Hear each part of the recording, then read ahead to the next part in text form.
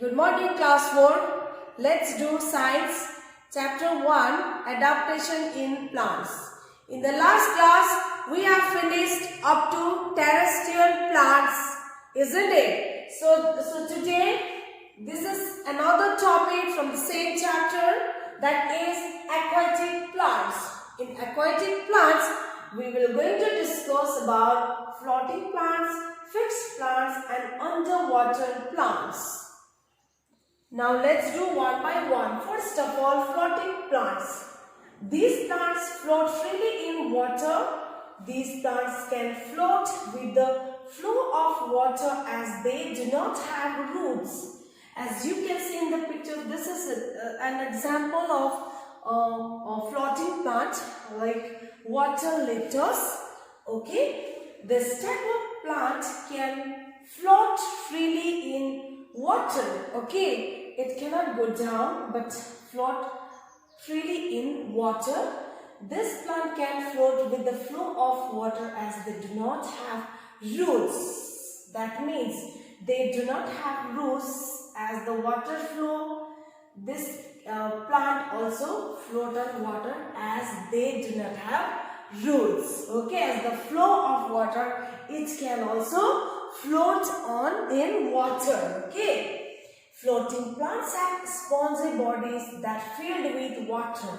Why this type of plants can float on water, not on land? Because they have spongy body, and this type of plants are aquatic plants. Only can adapted in water. Okay, not on land. Understood? So this type of plants can adapt in water only, and they have spongy body, light body that can help them to float on water. This makes them light and helps them to float on water. Okay. Next one is next example, duckweed, also called Holfia and water hyacinth. These are the example of floating plants. Now, next one is fixed plants. So, as you can see in the picture, lettuce and water lily. These are an example given about fixed plant, lotus and water lily. I hope you all have seen this type of plants near your surroundings, like a lotus. It is our national flower, isn't it? So, why these are called fixed plant?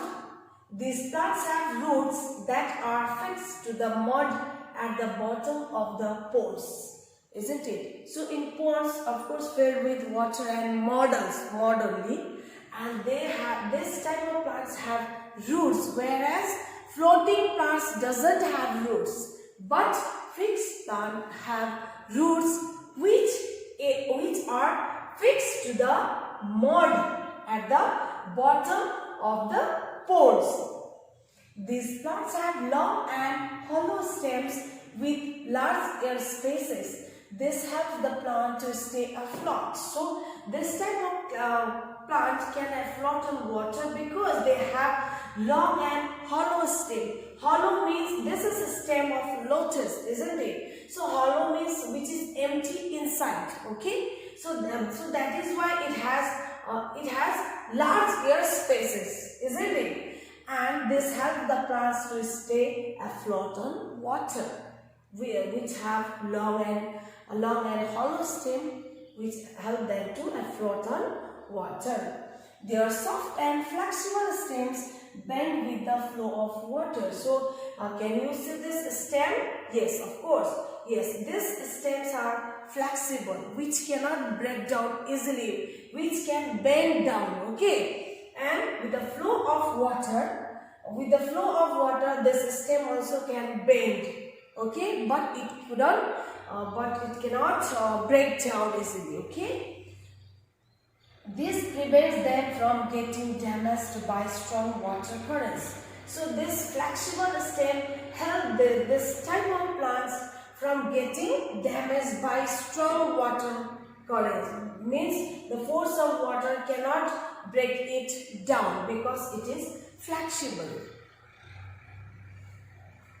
Their flat and broad leaves help these plants to get sufficient air and sunlight. So this is leaves of this plant. These are the leaves of this plant. So what is the function? Yes, leaves help these plants to get sufficient air and sunlight. So from this from this leaves they get air and sunlight. Okay, sufficient. The waxy coating on their leaves prevents them from rotting. So they have a waxy coating leaves which help them from rotting, from getting damaged. Okay. Unlike most green plants, fixed aquatic plants have stomata present on the upper surface of the leaves. So children, green plants. So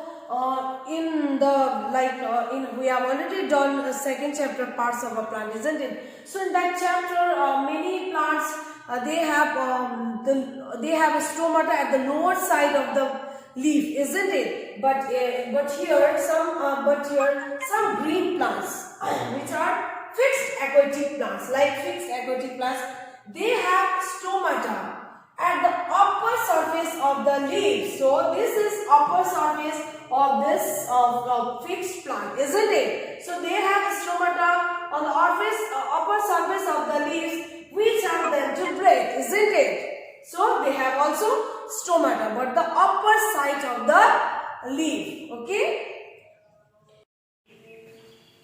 Now next one is underwater plants. Some plants remain completely beneath the surface of water. They are also called submerged plants. They have adapted to breathe underwater. So next third one is underwater plants, Hydrilla and tape grass. Yes, this type of plants we can finally found under water. Okay, and they are also called submerged plant. Okay, submerged means the plants those who are found under water. Okay, submerged plants and underwater plants are the same plants. So this type of plants we found beneath the surface of water. They have adapted to breathe underwater. So they can survive underwater only, not above the water. Understood, children? So they can adapt it underwater. Their roots fix them to the bottom of the pond. So you can see this is pond. Okay, this is pond and this is bottom of the pond and this is mud. Okay, so their roots have fixed to the bottom of the pond. They have thin flexible stems. So they also have thin and flexible stems. Hydrilla has tiny leaves where tape grass have narrow. So Hydrilla have tiny leaves, small leaves. Okay, as you can see in the picture, whereas tape grass has narrow ribbon-like leaves. Yes, it looks like ribbon, isn't it? Narrow and ribbon look like leaves, which bend in the floating water, which can bend in the floating water. As the water flows, it can also bend. Okay. They breathe through small air spaces present in their stems. So these underwater plants can breathe through their stems. Okay, through their stems, which has little spaces in their stems.